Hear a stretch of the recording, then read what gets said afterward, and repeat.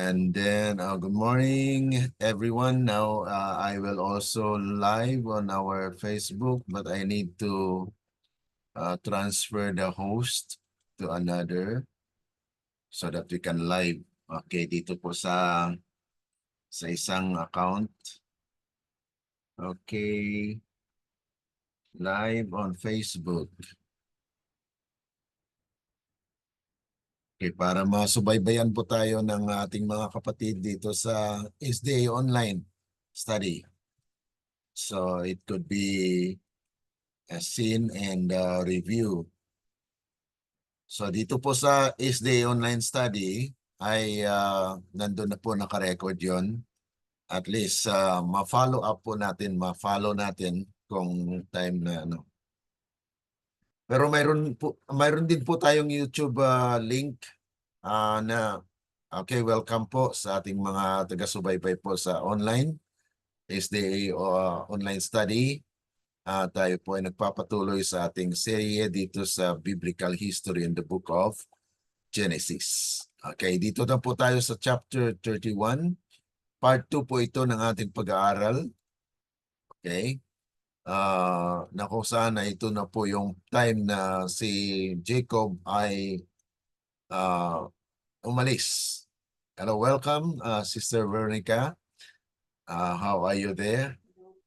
Hello po. Okay.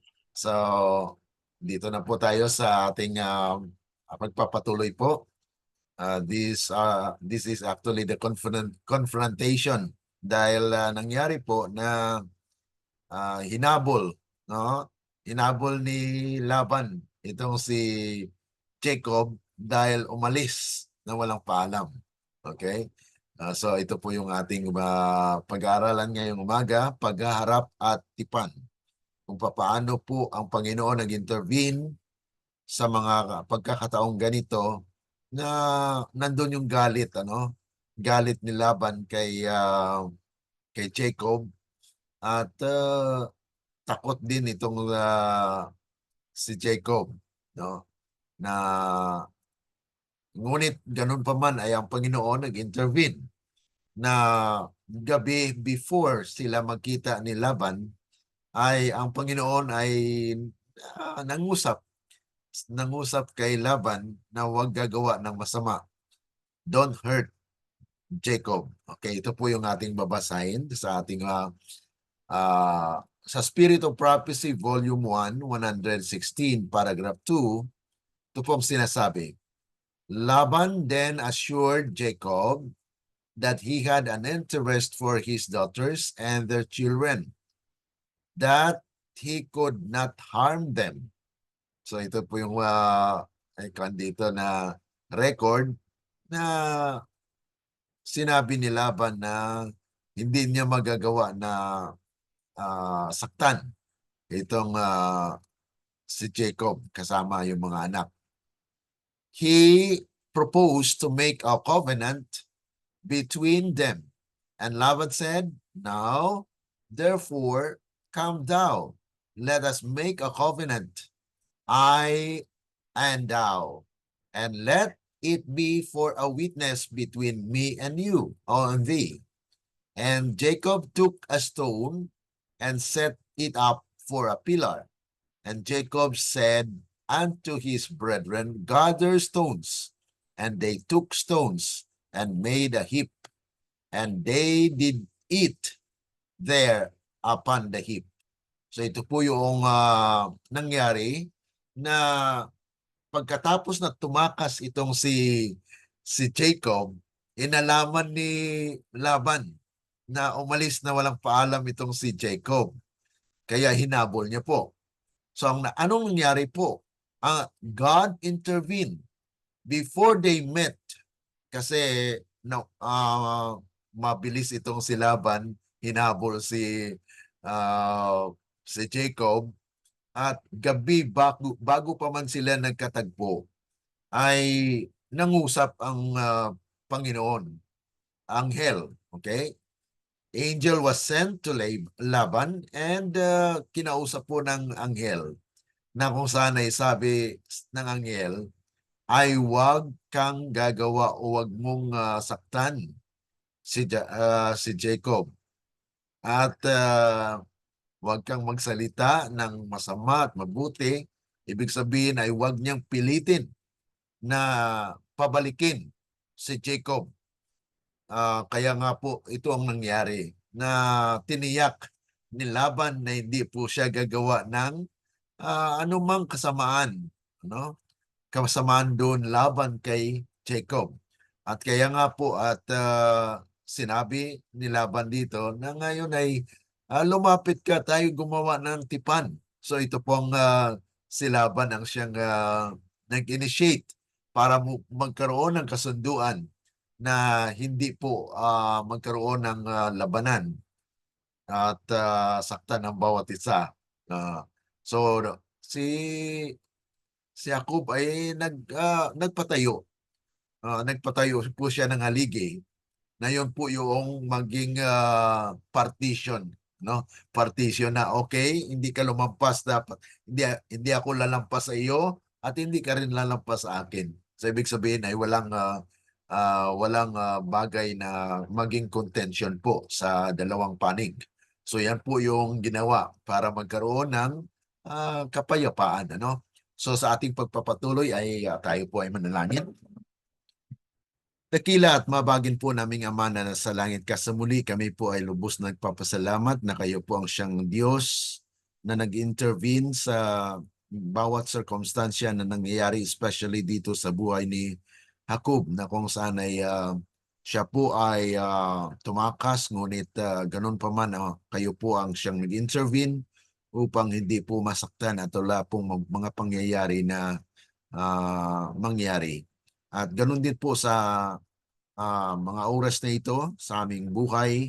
Minsan makakaranas po ang inyong bayan, yung mga kapatiran na mga di pagkaunawaan. Tulungan nawa ang bawat isa na kayo po ang siyang mangusap sa bawat isa upang kami po ay lubos na mamuhay nang ayon lamang po sa inyong kalooban, na wala pong inggit, wala pong mga bagay na nangyayari, kundi bagkus ay kapayapaan at pagmamahalan na siyang mananatili sa inyong bayan. Salamat sa inyong pagtugon at amin pong inasahan na inyong basbas ang aming maranasan sa pangalan ng aming Panginoong Yesus. Amen. Okay, so dito po tayo sa ating pagpapatuloy na atin pong naumpisahan ito sa part 1 na tumakas nga po itong si Jacob, ngunit nahabol po siya ni Laban. Okay, so dito po tayo sa verse 25 to 30. Kung handa po tayo magbasa, then pwede po tayo magbasa dito sa verses 25 to 30. Sinabutan ni Laban si Jacob na itirik na ni Jacob ang kanyang toldal sa bundok, at si Laban pati ng kanyang mga kamag-anak ay nagtirik din sa bundok ng Gilead. Sinabi ni Laban kay Jacob, "Anong ginagawa mo? Dinaya mo ako at dinala ang aking mga anak na babae na parang mga bihag ng tabak. Bakit kalihim na tumakas at dinaya mo ako at hindi ka nagsabi sa akin? Nahihatid sana kita na may pagsasaya at awitan, may tambol at may arpa. Hindi mo man lamang ipinahintulot sa akin na mahalikan ang aking mga anak na lalaki at babae. At ang ginawa mo isang kahangalan. Nasa aking kapangyarihan ang gawan kayo ng masama. Ngunit ang Diyos na iyong ama ay nagsalita sa akin kagabi na sinasabi, ingatan mong huwag kang magsalita kay Jacob ng mabuti o masama mo. Kahit kailangan mong umalis sapagkat sasabit ka na sa bahay ng iyong ama, bakit mo ninakaw ang aking mga Diyos?" Okay, so dito po ating mapapansin na parang and this is actually a confrontation, ano? Si Laban ay nahabol niya po itong si Jacob at natagpuan doon. Patungo po sila sa Gilead, ano? Sa kabundukan ng Gilead. Kaya ito po ay nangyari na kung saan ay hindi siya malayo doon sa Jordan River at sa lupang pangako. So malapit na lang siya. So ito po yung nangyari dito na nagpapakita dito na mabilis mabilisan po yung pagtakbo or paghabol ni Laban kay Jacob dito. Ngunit ganun pa man ay bago pa man nangyari na magka-abutan sila, ay ang Panginoon ay nangusap na wag saktan, wag po gagawa ng masama, kundi bagkus ay makikitungo ng maayos. Kaya't nagsabi dito si Laban na bakit ka naglihim na umalis? Sana nagkaroon tayo ng selebrasyon. So pasubali itong mga kapatid na parang kinukuha niya yung loob ni Jacob na kung saan ay wala naman siyang interes na saktan itong si Jacob, kundi bagkus ay sana nagsabi lang si Jacob ah, na aalis. Pero actually, nagsabi si Jacob na aalis siya, na hayaan sana siya na umalis. Pero itong si Laban ay ayaw talaga.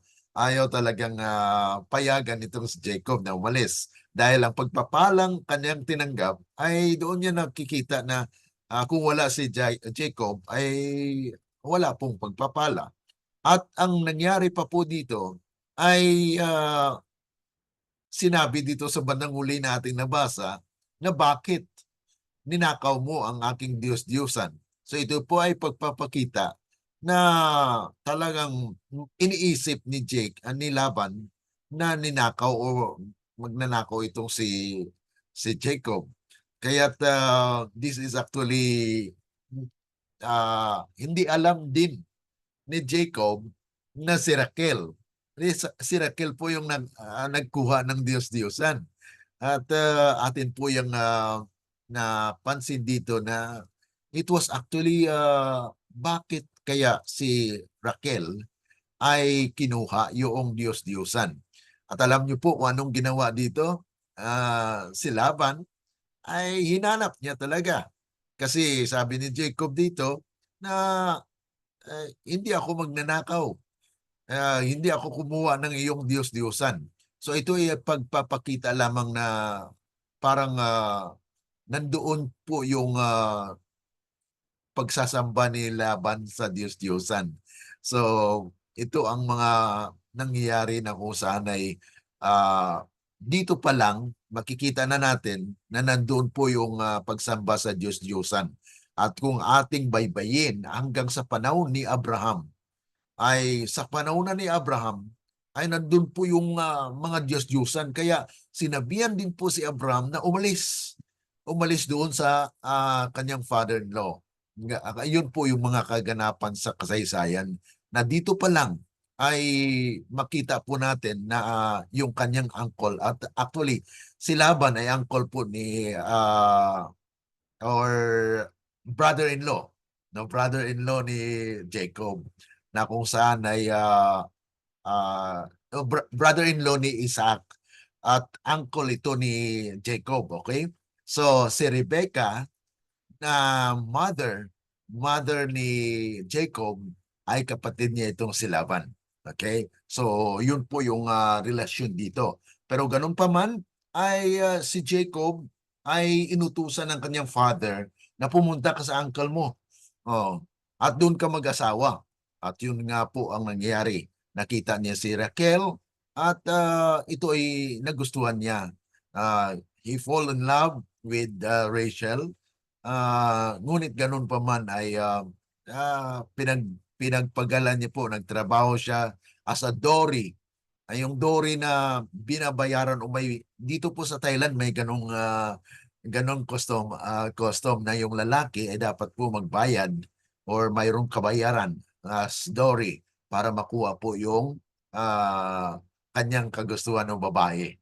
So ito po yung nangyari dito sa kay Laban, ano, na kung saan ay nagkaroon ng kasunduan na makuha itong si Raquel pero dinaya ni Laban itong si Jacob. Kaya nga po nagkaroon ng kaguluhan at later ito na nga po ay nainggit yung mga kapatid ni Leah at ni Raquel, anak ni Laban, dito kay Jacob. Dahil sa kayamanan, dumami po ang kanyang mga ari-arian, kaya't sinasabi ng mga anak ni Laban na kinamkam or kinuha lahat ni Jacob yung kayamanan ng kanilang ama. Kaya ito ang dahilan kung bakit si Jacob ay napilitang umalis dito sa tahanan ni Laban at palihim na umalis. At dito ngayon nagkaalit itong si Laban, inabol si Jacob, ngunit ang Diyos ay nag-intervene. So ganun po ang kaawaan ng Panginoon na siya po mismo ang gumagawa ng kaparaanan para hindi rin masaktan ang kanyang anak. So yun po yung mga kapatid yung nangyari dito sa kasaysayan. Now sa verses 31 to 32, patuloy po natin. Verse 31 and verse 32. At sumagot si Jacob kay Laban, sapagkat ako'y natakot, iniisip ko na baka kunin mo ng sapilitan sa akin ang iyong mga anak. Ngunit kanino mo man matagpuan ang iyong mga Diyos ay hindi mabubuhay. Sa harapan ng ating mga kamag-anak, ituro mo kung anong iyo na nasa akin at kunin mo iyon. Hindi nalalaman ni Jacob na si Rachel ang Uh, nagnakaw. Okay, so isa-isa po yung sinagot ni Jacob yung paratang or accusation ni Laban. Dahil sinabihan ni Laban si Jacob na umalis ka ng palihim. Sabi ni Jacob, natakot ako eh. Kaya umalis kami na walang paalam. At sinabi niya na kung may makita ka na hindi ako nagnakaw, kung may makita ka na Diyos-Diyosan sa aking tulda, ay wag mo siyang hayaang mabuhay. Ibig sabihin, there is a consequence sa mga nagkuha ng kanyang Diyos-Diyosan na patayin. Pero hindi alam ni Jacob na ang kanyang asawa na si pinakamamahal niyang asawa na si Raquel, yun ang kumuha ng Diyos-Diyosan. So ano pong ginawa dito? Na kung saan ay hindi niya talaga alam, ay hindi pinaalam din ni Raquel na may kinuha siya doon kay Laban. Kaya ito po yung mga nangyayari dito, na kung saan ay mayroon pong minsan pagtatago po sa isang tahanan. Ng leksyon po natin dito ay dapat maging honest, dapat mayroon pong open communication sa relasyon. Kaya ito po yung minsan ang dahilan kung bakit nagkakaroon po ng hidwaan or separation or hindi pagkaintindihan dahil doon sa mga pagtatago, lihim na mga bagay na ito po ang nagdudulot ng kaguluhan sa tahanan. At yan po ang nangyayari din sa ating kapanahunan. So we can relate on this na mga kapatid, na ang leksyon dito ay walang taguan, pero kung nandun po yung pagtatago, yung paglilihim ng mga bagay, ayan po ang dahilan kung bakit nagkaroon po ng awayan at minsan sakitan pa po sa tahanan, So sa atin bilang mananampalataya ay dapat po ay makalearn po tayo ng lesson dito na ang bawat ating ginagawa ay dapat po ay tama sa harapan ng Diyos, at ganun din may kaugnayan doon sa pakikitungo natin sa ating kapwa. Okay? So ito po ay kapayagan kung saan ay wala po siyang malay sa mga ginagawa. Ang kanyang pagtakas actually ay takot niya dahil hindi siya bitawan ni Laban eh. Kaya tumakas sila ng palihim na wala doon si Laban, kaya umalis sila na walang paalam. Pero actually, siya po ay nagpaalam noon na maaari bang you send us away here, na gusto niya nang umuwi doon sa lupang pangako na pinangako ng ating Panginoon. Kaya dito, sa ating pag-aralan kahapon, na it was actually God's instruction na bumalik ka na doon sa lupang pangako at ako ay sumasa iyo. Kaya ang Panginoon po ay hindi po nag-iwan o hindi po siya pinabayaan na noong hinabol po siya ni Laban, ang Diyos mismo ang nagsabi doon kay Laban na huwag gumawa ng masama. Okay? So yan po yung intervention natin, Panginoon.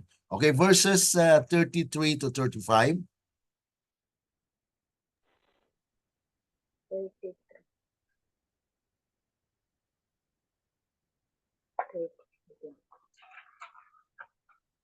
Kaya pumasok si Laban sa tolda nina Jacob, Leah at ng dalawang alilang babae, subalit hindi niya natagpuan. Lumabas siya sa tolda ni Leah at pumasok sa tolda ni Raquel. Nakuha nga ni Raquel ang mga Diyos ng sambahayan at inilagay ang mga ito sa mga daladalahan ng kamelyo at kanyang inupuan. Sinalugkog ni Laban ang buong palibot ng tolda, ngunit hindi niya natagpuan. At sinabi ni Raquel sa kanyang ama, "Huwag magalit ng aking Panginoon na ako'y hindi makatayo sa harap mo, sapagkat dinatnan ako ngayon." Kaya sa kanyang hinanap, ngunit hindi natagpuan ang mga Diyos ng sambahayan. Okay. So, ito po ang nangyari. Si Laban ay dahil linamon po siya ni Jacob na, okay, hanapin mo. Hanapin mo kung may matagpuan ka at kung malaman mo at matagpuan mo yung Diyos-Diyosan mo, ay huwag mo nang hayaang mabuhay. So, ibig sabihin na pag matagpuan yung kuha na yon, yung mga Diyos-Diyosan, ay patayin ni Laban. Pero ano po ang nangyari dito? Si Raquel po na siyang kumuha ng Diyos-Diyosang iyon ay kinuha niya at nilagay doon sa kamilyo. At doon po siya umupo. Ibig sabihin ay wala talagang makita itong si Laban. So ito po yung mga pangyayari na sariling ama po ni Raquel itong si Laban. Pero ganun pa man ay ginawa niya po ng ganito na ninakaw paano yun, yung Diyos-Diyosan. Alam natin kung ating sundan ang mga kasaysayang ito, ay maari na si Raquel ay ginamit niya yan na para bagang katulad po sa mga Pilipino minsan, mayroon pong mga gamit na very special na ginagawa po nila na parang magical na parang may pagpapala na kanilang tanggapin. Yun po ang nangyari dito na si Laban ay nagkakaroon ng mga Diyos-Diyusan na kung saan ito po, mga idols na kanilang iniidolo na maaring blessing or maging magandang kapalaran. Mayroong fortune na mangyayari. Pero ito po ay kasalanan ni Raquel na dinala-dala niya itong mga Diyos-Diyosan na kinuha niya sa kanyang ama. So, ito po yung mga pangyayari amidst sa storya na ito ay mayroong pagsinungaling, deceit, on every side mga kapatid. Sabi rito, we cannot fail to see the hand of God overruling and making even the wrath of man to praise Him. So ito po yung mga intervention ng Panginoon na ganun pa man ay nangyari nga po na hindi nalaman na kung sino ang kumuha ng Diyos-Diyosan. Pero ito ay isang kaparaanan din na mawalan ng samba itong si Laban kasi nawala na yung Diyos-Diyosan niya at kinuha ito ni Raquel. At atin pong masundan dito na kung saan sa kasasayan ay naging karagdagan ito na maging provision na itong si Jacob ay nagalit at nirebuke niya itong si Laban. So ito yan po ay mababasa na sa 36 to 42.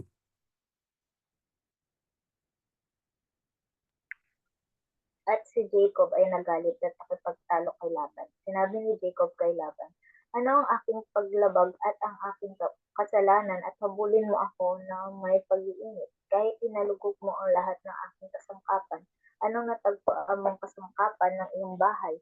Ilagay mo rito sa harapan ng aking mga kamag-anak at ng iyong mga kamag-anak at hayaan mong magpasya sila sa ating dalawa. Ako'y kasama mo sa loob ng 20 taon. Ang iyong mga babaeng tupa at ang iyong mga babaeng kambing ay hindi nakunan, at hindi ako kumain ng mga tupang lalaki ng iyong kawan. Ang nilapa ng mababangis na hayop ay hindi ko dinala sa iyo. Ako mismo ang nagpasan ng pagkawala sa aking kamay mo, hiningi iyon maging ninakaw sa araw o sa gabi. Naging ganoon ako, sa araw ay pinahihirapan ako ng init at sa gabi ay ng lamig, at ako ay nalipasan na ng antok. Nitong 20 taon ay nakatira ako sa iyong bahay. Pinaglingkuran kita ng 14 na taon dahil sa iyong 2 anak, at 6 na taon dahil sa iyong kawan, at 10 ulit na binago mo ang aking sahod. Kung ang Diyos ng aking ama, ang Diyos ni Abraham, at ang kinatatakutan ni Isaac ay wala sa aking panig, tiyak na palalayasin mo ako ngayon na walang dala. Nakita ng Diyos ang aking kapighatian, ang aking pagpapagod, at sinaway ka niya kagabi. Okay, so ito po yung talagang confrontation na kung saan ay dahil doon sa accusation ni Laban na tumakas siya tapos ninakaw ay pinatutuhanan ni Jacob na wala naman talaga siyang ginawa na pagnanakaw kundi ang sinabi niya dito na naglingkod ako sa iyo ng 14 years at hindi ako kumain sa mga bagay na mga na inyong pinagbabawal at 6 years na may karagdagan siyang paggawa doon para doon sa mga kawan niya na inalagaan niya. At yun nga po ay binabalik nito na kung saan ay justifying that Jacob is not actually ang nagnakaw. Pero ito pong kaganapan na sa likod nito, hindi alam ni Jacob na yung kanyang asawa pala na si Raquel ang siyang kumuha ng Diyos-Diyosan yon. Kaya wala pong record na kung saan ito ay kung ano pong ginawa ni Rachel or ni Raquel dito sa mga Diyos-Diyosan na kanyang ninakaw mula sa kanyang ama. At ito nga po ang nangyari sa kasaysayan na makita natin na ay nangyari pala yun. Kaya minsan dito sa atin sa presenting buhay ay may marong ganun din ng mga pangyayari. So, ito'y paulit-ulit na gumaganap o bumabalik po sa larangan ng buhay ng tao na kung saan ito na po ang resulta ng kasalanan actually na dumaloy sa dugo at sa ating kalamnan na nandoon po yung likas na tao na makasalanan. Kaya nga po ang pangungusap po ang Panginoon ang siyang nagbigay sa atin ng karunungan, liwanag sa pamagitan po ng kanyang salita na ito po ang nagbabago ng ating buhay. Dahil kung wala po yung banal na espiritu at ang salita ng katotohanan na humipok sa ating mga puso, ay walang pagbabago po sa atin. Dahil nandun pa rin po yung likas. Kaya God wants to recreate in man a new being. Kaya patay tayo sa kasalanan, ngunit ganun pa man ang salita ng Diyos ang siyang maging liwanag sa ating mga buhay at mayroong mga pagbabago. Ang tanong, bakit maraming mga nagbabasa ng Biblia na ang kanilang pag-uugali ay nandun pa rin? Ay, yun po mga kapatid, yun ay tama, mayroon pong sinabi si Kristo na mayroong 4 na klase ng lupain. Okay? Lupain na mainam, mabuting lupain. Mayroon pong lupain na sa daanan, di po ba? Na paggasik po ng binhi ay kinain at natangay, wala. Hindi tumubo. Ganun po isang kind of heart na nandito sa human, sa tao po. At mayroon din na yung lupain na masukal. Kaya paghasik ng binhi sa masukal na lupain ay hindi po lumago. At mayroon din pong tinatawag na yung sa parang na kung saan ay wilderness na hindi po talaga tutubo yung mga damuhan sa batu-batuhin. Hindi tutubo po siya kukonti pero hindi po siya lalaki. Pero doon sa mabuting lupain ay nandun po tumubo at yun po ang mga taong mayroong pagbabago sa kanilang buhay. So yun po yung talagang makita natin dito sa kasaysayan na mayroon pong mga tao na kung saan ay nandoon yung likas na masama. So dito sa ating pinag-aralan ngayon ay there are things na makalearn po tayo ng lesson na naging resulta po ito ng hindi nagkaroon ng kapayapaan. Ngunit ganun pa man ay hindi po nalaman ni Laban na ang anak niya ang kumuha ng kanyang Diyos-Diyosan dahil ang ginawa po ni Raquel ay kinuha niya yun, tinago niya, nilagay doon sa komilyo at doon inumpuan niya. Eh sino pa ba ang makakita noon maliban lamang kung inspeksyonin lahat.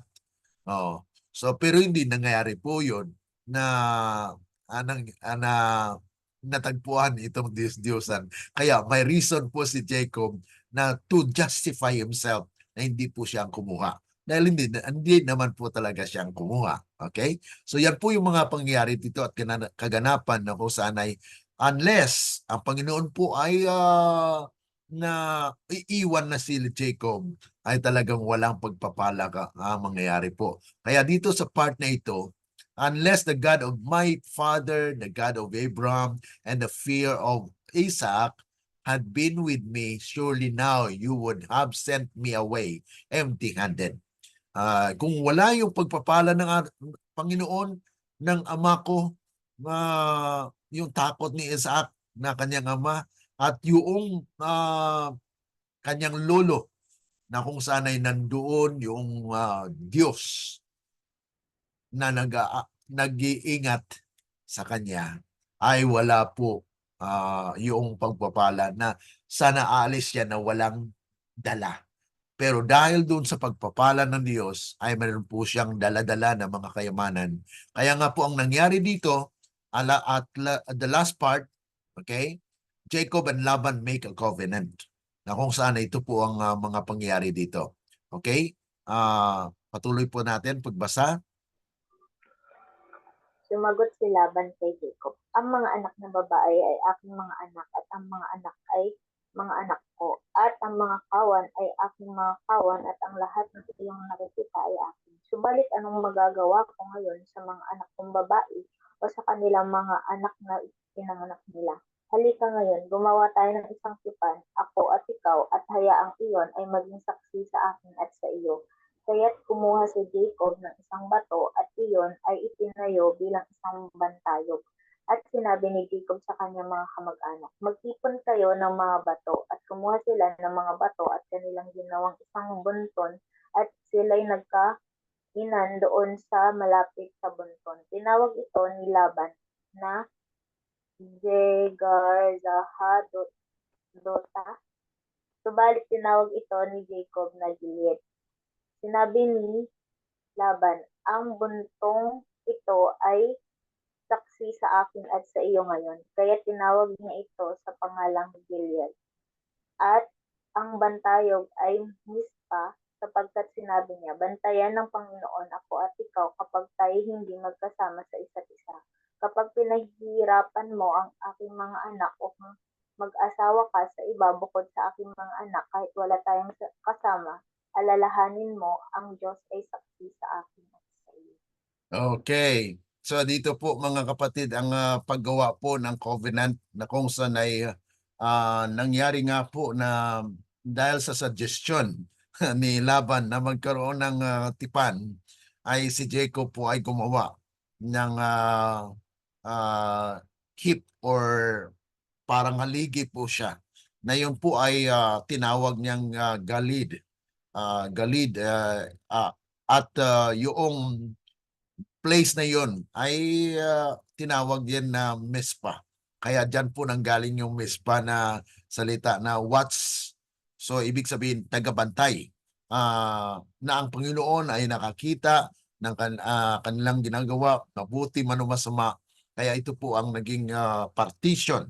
Na ito po yung lugar na kung saan ay pag lumampas, hindi daw siya lalampas sa kabila, hindi siya at ito po yung maging kasunduan nila na kung saan ay hindi sila mag-aagawan, no?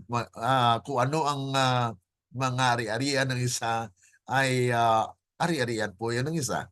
So it's not na magkaroon pa po ng awayan, contention, kundi ito pa ay isang kapayapaan na nagkaroon po sila na hindi na maghabol, hindi na po wala na pong mga pangyayari dahil sabi ni Laban dito ay yes, nakita iyan ni Laban na ginawa lang ni Jacob ang kanyang magagawa at ang mga pagpapalang kanyang tinanggap ay yan po ay pagpapala ng ating Panginoon. Kaya ito po yung nangyari dito na kung saan ay sabi nga po rito, Mizpah was never meant to be a nice sentiment despite what a Mizpah coin shared between two people might say. So ito po yung mga bagay na kung saan ay naging sentro ng pagkaroon ng kapayapaan na kung saan ay ang pakikipagtipan sa kanyang ama mismo, father-in-law, ay para maiwasan po yung lubhang pag-aawayan at nagkaroon nga po ng kapayapaan sa kalagitnaan po nila. Okay? So last po ng part, 51 to 55, ito po ang pillar of separation at parting of their ways na kung saan ay nagkaroon na po ng magandang paghihiwalayan or separation. Sa verses 51 to 55, sige po.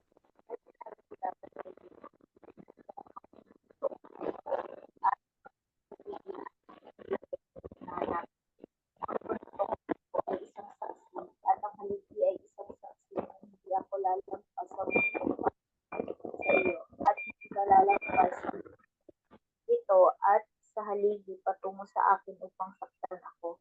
Naway ang Diyos ni Abraham at ang Diyos ni Nahor, ang Diyos ng kanilang ama ay humatol sa akin. At si Jacob ay sumumpa ng ayon sa kinatatakutan ng kanyang amang si Isaac. At naghandog si Jacob ng handog sa bundok at tinawag ang kanyang mga kamag-anak upang kumain ng tinapay. At sila'y kumain ng tinapay at nanatili sa bundok. Kinaumagahan, maagang bumangon si Laban, hinagkan ang kanyang mga anak na lalaki at babae at binasbasan sila at umalis siya at bumalik sa kanyang tahanan. Okay, so ito po ay yung magandang resulta no ng kapayapaan na kanilang pinagtibay na kung saan ay dahil si Laban ay nais niya na magkaroon ng covenant. Kaya itong si Jacob ay nagpatayo ng bantayog Mizpah na yun po ang the watchman naging bantayog po na magbabantay na walang gagawa ng masama laban sa bawat isa. So ito po yung magandang pathways na nagkaroon po sila ng ugnayan na maayos po ang pagsasabi na okay, bye-bye. This is a separation of two families na dahil nais ni Jacob na bumalik na po doon sa lupang pangako na ipinangako ng ating Panginoon. Kaya maganda po kung mayroon pong ugnayan, yung mayroong pagkakaisa, yung katipan o tipanan na kasunduan. This is the best solution where there are contentions na nangyayari po sa mga tahanan ay nais po ng Panginoon na magkaroon po ng tipanan. Na kung ang isa ay mag-violate ng tipanang yun, ay hindi na po natin sagot yun. Kaya mga kapatid, yung nais ng Panginoon ay makalearn po tayo ng lesson dito na kung saan, kung ano man ang mga nangyayari behind the scene. Dahil hindi po talaga alam ni Laban, hindi alam ni Jacob kung sino ang nagnakaw. Pero ganun pa man ay nandun po yung tipanan na lahat po sila ay nabiyayaan nito na nagkaroon po ng magandang kasunduan at hiwalayan na wala pong sakit ng loob, kundi bagkus ay mayroon pong pagtitiwala ng Diyos ay nagbabantay.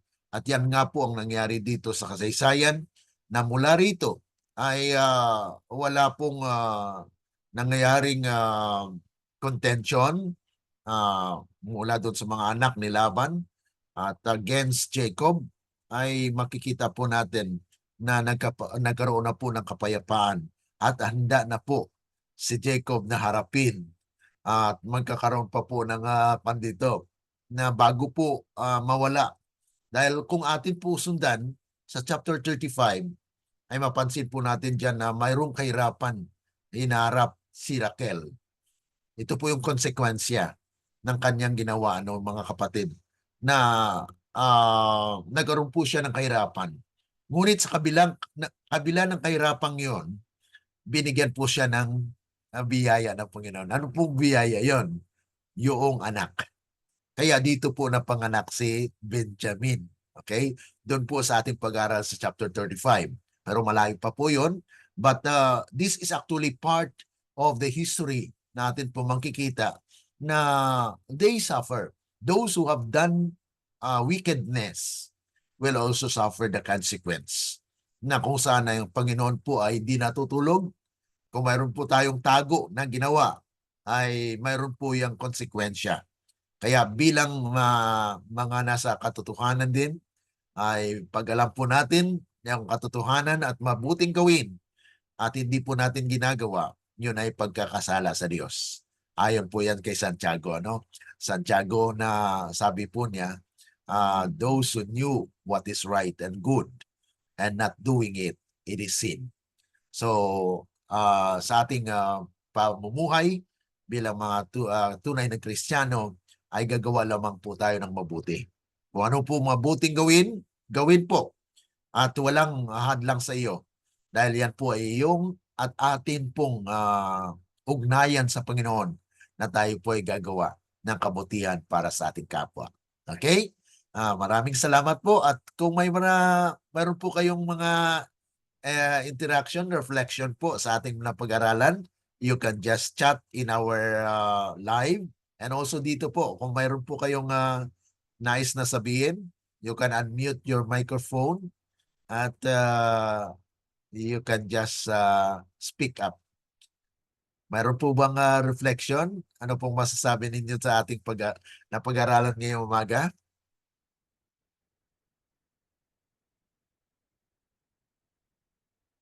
Brother Glenn, Yes po. yung sinabi mo ba na mula kay Abraham pinalabas siya dahil yung pamilya niya may Diyos-Diyos. Gayon, sa Kanglaban meron din Diyos-Diyos. Posible din sa atin ngayon, hindi Yes. Diyos-Diyos mga rebolto. Yung kung ano, sabi ko sa isip ko, yung ano yung priority natin na mabihay na ang sa Panginoon, yun ang Diyos-Diyos natin. Opo. Yan po nga, minsan hindi natin maiwanan yung mga Diyos-Diyosan ngayon. Ano? Nandun na po sa likas natin eh. Na kung saan ay nandun na yung, bagamat hindi pa naka-learn itong si Laban kasi lulo niya rin si Abraham. Kasi si Nahor, di ba? Yung magkapatid yan, Nahor, Abraham. So ito po ay yung mga kamag-anak. Pero ganun pa man mga kapatid, ay kamag-anak na sila pero iba-iba po ang kanilang paniniwala, pagtitiwala sa Diyos. May iba sa kanila na may Diyos-Diyosan, pero bakit pinahintulot po ni Isaac na doon siya mapunta? Dahil mayroon pa rin pong actually mga ibang mga kapatid, bagamat mayroong Diyos-Diyosan pero mayroon pong tinatawag nating attachment doon sa tunay na lahi na nais ng Panginoon na mapabasa Kanya. Kaya in these last days, bagamat nakita po natin yung mga Diyos-Diyosan ng ating kapwa, we cannot judge. Let it go. Kailangan po natin na mamuhay personal. Kasi ang ating kaligtasan po ay personal. Hindi ba by groups, hindi by lahi, kundi ito po ay personal na kaugnayan po natin sa ating Panginoon na ito ang naghatid na ang pagbabago sa ating buhay ay hindi po magawa ng iba para sa atin. Kundi ito po ay personal na kaugnayan po natin. Kaya hindi natin mapipilit yung tao. Kung ayaw nila, then let it be. Let God works in them. Hindi po tayo makapilit sa kanila. Katulad po sa ating iglesia na tayo po ay nagdadala ng mensahe. Kung ayaw po nila makinig, okay, walang pilitan po. Don't let na magkaroon po tayo ng minsan ay disappointed tayo na bakit ito hindi sila nakikinig. Alam natin na ito katotohanan, pero let God works in them and pray for them that God will guide them. That's why ito ang ating mga kaparaanan, mga kapatid, sa pag-aaral para makapasok po yung mga mensahe sa ating iglesia, especially sa ating mga kapatid sa Seventh-day Adventist, na they could learn lessons from here. At ito po ang maging basic foundation natin na kung saan ay malalaman din po nila yung katotohanan na we are not going away from them. We are not going away from the Seventh-day Adventist. But there are people na kung saan ay mayroong Diyos-Diyosan sa kanilang sarili. Ang katulad po kay Rachel, kay Raquel, hindi alam ni Jacob na siya palang nagnakaw. Oh. So, personally, nagsuffer din sa Raquel. Oh. Pero hindi niya alam ni Jacob yon na siya palang nagnakaw. Na Jacob actually justify himself na hindi po siya nagnakaw. Oh. Pero itong si Raquel, tahimik at hindi po pinaalam, tinago, at patuloy na yun po ang nangyari sa kanyang buhay. At kaya nga po ang personal natin na accountability po yan sa Panginoon. So your father, my mother, anyone, your wife cannot actually be guilty of what we have done. Personal po yan. No?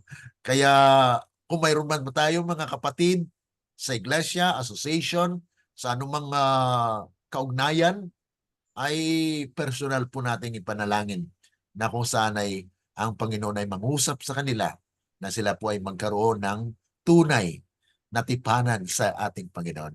Okay? So, Brother Glenn, yes po, Sir Susan. kunti lang po. Okay, sige po.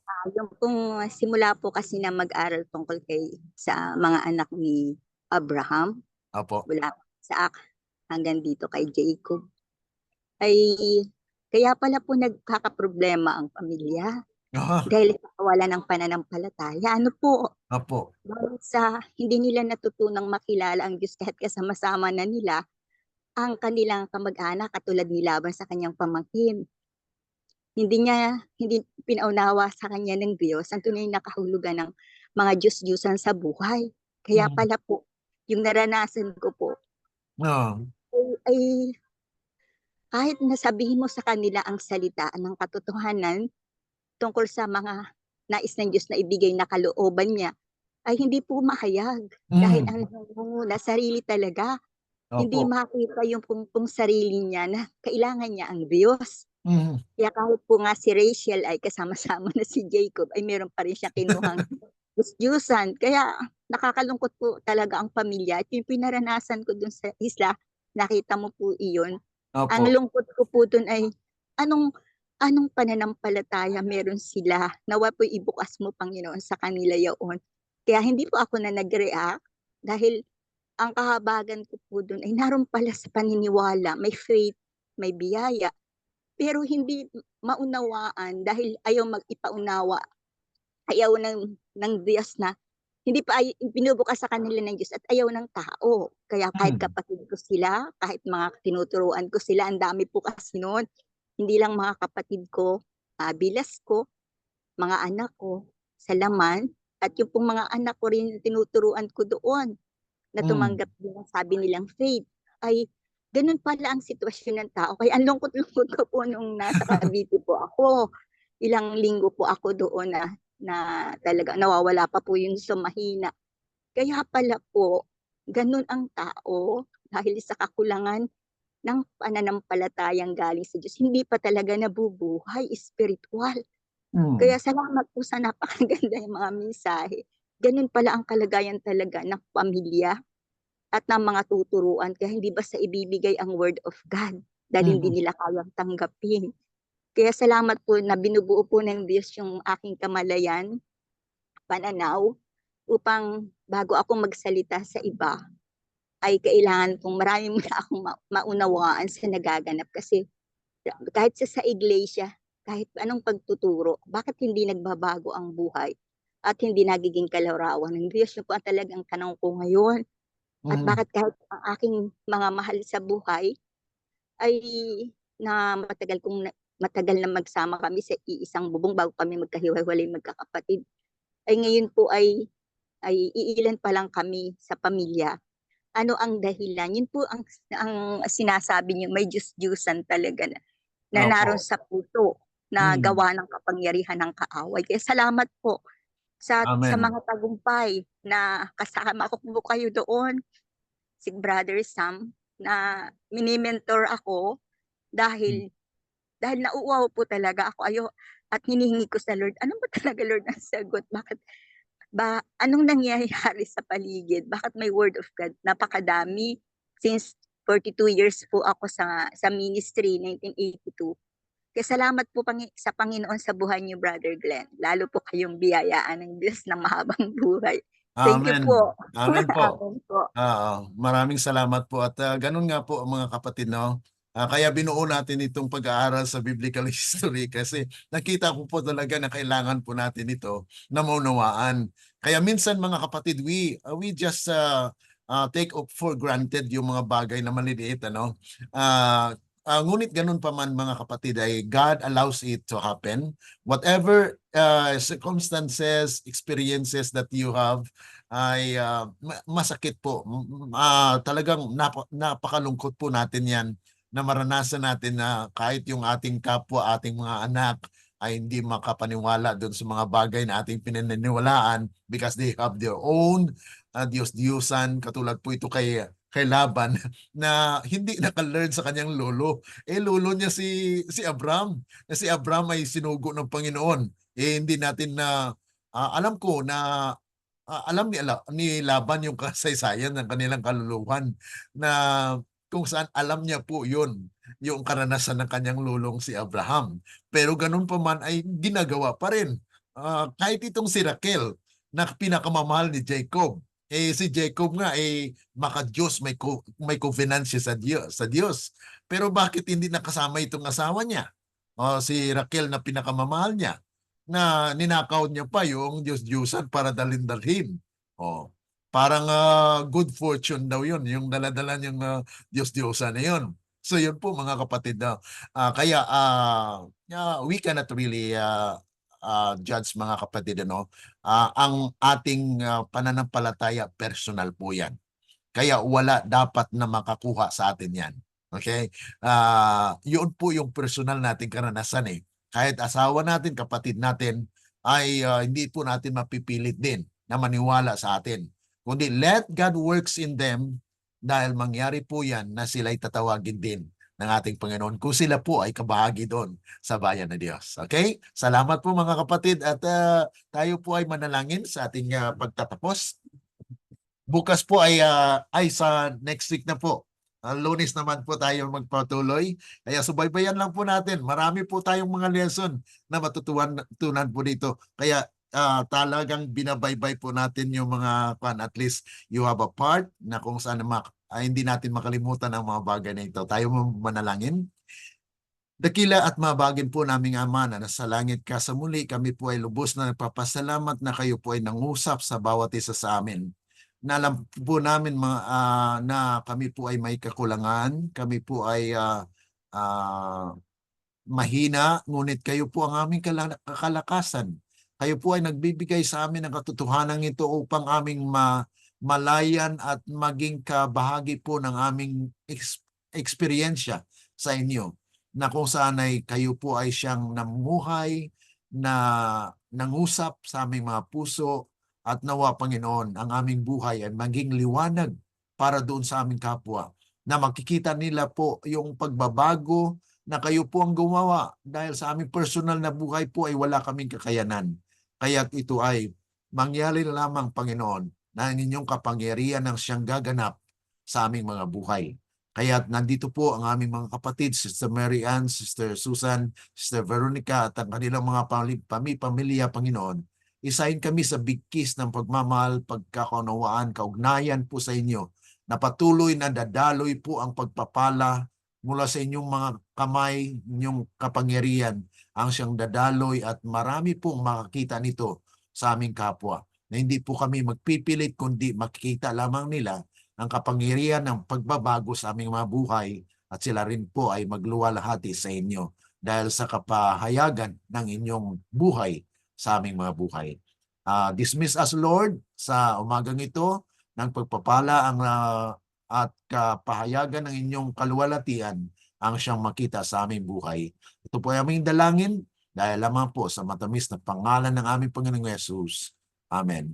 Let the words of our mouth and the meditations of our hearts be acceptable unto thine sight, O Lord, our strength and our Redeemer. Amen.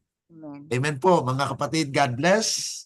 Thank you po. God bless. Okay, Bless. maraming salamat. Okay, bye-bye. Salamat po. Brother Glenn, yung prophetic insight, Brother Glenn, ang schedule, kanus Ang prophetic insight. sa Monday po muli. Monday po ng gabi, alas 7. Okay. Sige po. Okay, sige. Salamat. Okay, God Bye-bye. bless. Bye-bye.